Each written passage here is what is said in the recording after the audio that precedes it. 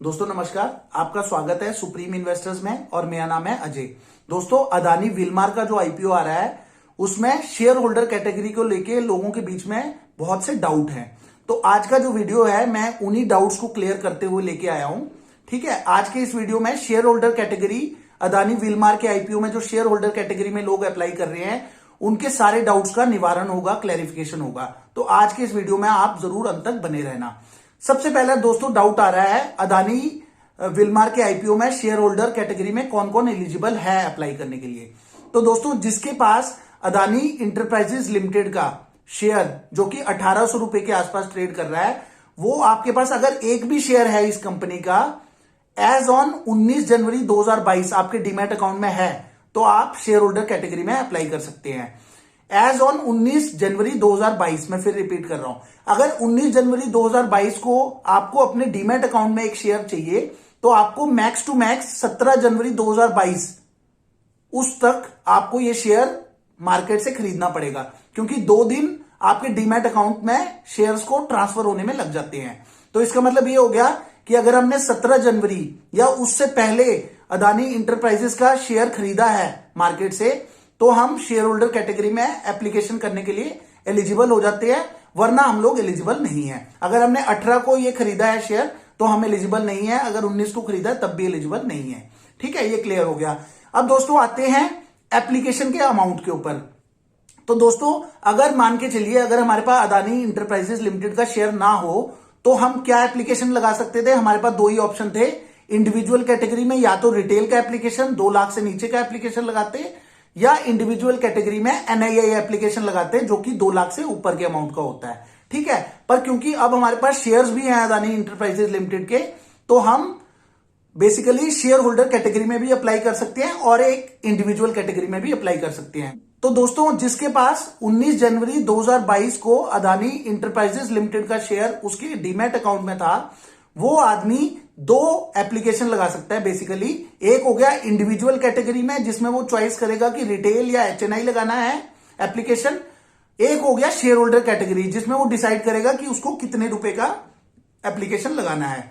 तो दोस्तों फर्ज कीजिए अगर आप केस 1 लेके चलते हैं, अगर आप रिटेल कैटेगरी का इंडिविजुअल कैटेगरी में रिटेल कैटेगरी का एप्लीकेशन लगाते हैं, यानी कि इंडिविजुअल कैपेसिटी में 2 लाख से नीचे का एप्लीकेशन लगाते हैं तो आप रिटेल कैटेगरी के इन्वेस्टर हो गए।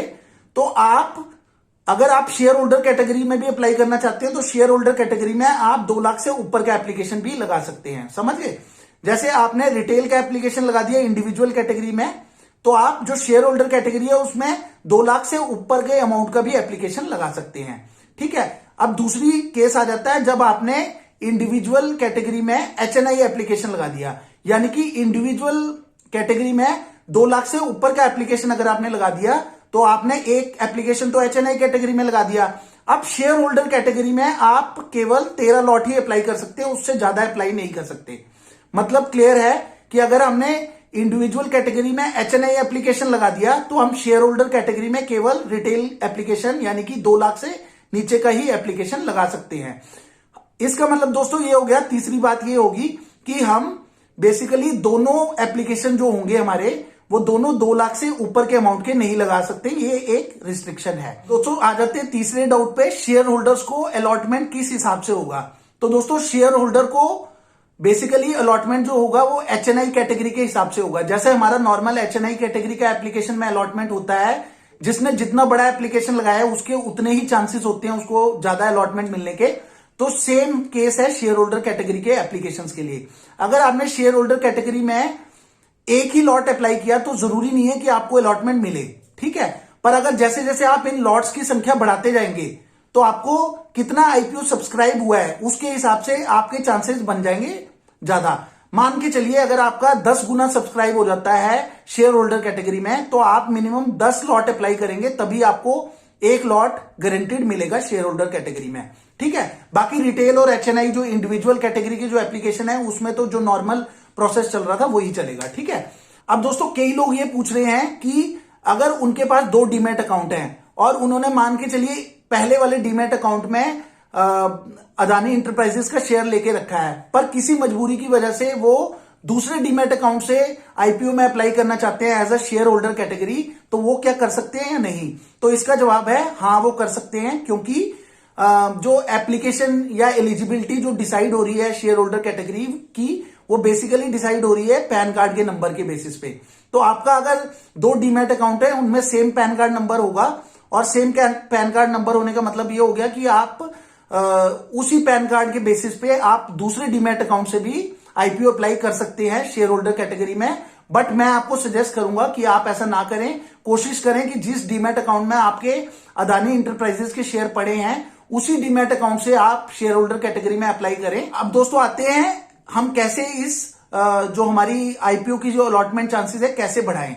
मान के चलिए दोस्तों, अगर आपके पास बहुत कम पैसे हैं या 2 एप्लीकेशन को सपोर्ट करने के लिए बेयरली बहुत कम पैसे आपके पास अवेलेबल हैं, तो आप शेयर होल्डर कैटेगरी और रिटेल कैटेगरी दोनों में एक एक लॉट अप्लाई कर दें। अब मानो आपके पास थोड़े और ज्यादा पैसे हैं, मानो 3 लॉट अप्लाई करने के पैसे हैं, तो आप इंडिविजुअल कैटेगरी में रिटेल का एप्लीकेशन लगाएं और जो शेयर होल्डर कैटेगरी है उसमें 2 लॉट अप्लाई कर दें। मान लीजिए अगर आपके पास 3 लॉट को पे करने के पैसे हैं, मान लीजिए अब इस अमाउंट को मैं बढ़ा देता हूं, आपके पास 4 लाख रुपया है, तो आप एक एप्लीकेशन तो लगा दीजिए रिटेल के नाम से, रिटेल कैटेगरी के नाम से, और दूसरा एप्लीकेशन सारे पैसे जो है वो लगा दीजिए शेयर होल्डर कैटेगरी से, बाकी बचे हुए पैसे। तो कहने का मतलब दोस्तों सिंपल है कि शेयर होल्डर कैटेगरी में आपको मैक्स टू मैक्स अप्लाई करना पड़ेगा ताकि आपके अलॉटमेंट के चांस ब्राइट हो सके। रिटेल कैटेगरी में तो आपको पता ही है, ड्रॉ ऑफ लॉट का सिस्टम है आपका। अगर आप 13 लॉट भी अप्लाई करेंगे, अगर आप 1 लॉट भी अप्लाई करेंगे, तो आपका सिमिलर ही चांसेस है अलॉटमेंट के। पर शेयर होल्डर कैटेगरी में ऐसा नहीं है, तो आपको उधर अमाउंट बढ़ाना पड़ेगा शेयर होल्डर कैटेगरी में। अब दोस्तों आते हैं सेकंड केस पे, जब हमारे पास बहुत ज्यादा फंड अवेलेबल है, तो हमें क्या करना चाहिए आईपीओ में अलॉटमेंट के चांसेस बढ़ाने के लिए? हमें करना चाहिए कि हम शेयर होल्डर कैटेगरी से 13 लॉट अप्लाई करें। ठीक है, 13 लॉट अप्लाई करने से दोस्तों क्या होगा कि वो एप्लीकेशन शेयर होल्डर कैटेगरी की रिटेल एप्लीकेशन ही मानी जाएगी। ठीक है, अब आ जाते हैं दूसरी एप्लीकेशन जो है वो एचएनआई कैटेगरी में हम मैक्सिमम अमाउंट की लगा सकते हैं। ठीक है, तो इससे क्या होगा बेसिकली कि शेयर होल्डर कैटेगरी में भी हमने ऑप्टिमम अमाउंट यूज कर लिया, क्योंकि हम 2 एप्लीकेशन तो 2 लाख से ऊपर की नहीं लगा सकते हैं, शेयर होल्डर और नॉर्मल इंडिविजुअल वाली। तो हमें क्या करना है, एक एप्लीकेशन को, शेयर होल्डर कैटेगरी वाली एप्लीकेशन को 13 लॉट वाला ही सीमित कर देना उधर तक, ताकि हम लोग उसमें 2 लाख से नीचे का ही एप्लीकेशन हमारा माना जाए। ठीक है, और जो हमारी एचएनआई एप्लीकेशन है उसमें हमें मैक्सिमम अमाउंट बाकी जो बचा हुआ है वो एलोकेट करना है।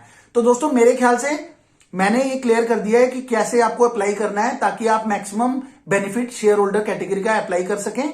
दोस्तों अगर आपका कोई भी डाउट है इस संदर्भ में और मैं क्लियर नहीं कर पाया हूं, तो आप जरूर मुझे कमेंट करके बताएं, मैं जरूर आपके कमेंट का रिप्लाई करूंगा और उम्मीद करूंगा कि आपको आईपीओ का अलॉटमेंट मिल जाए। ऑल दी बेस्ट दोस्तों, धन्यवाद।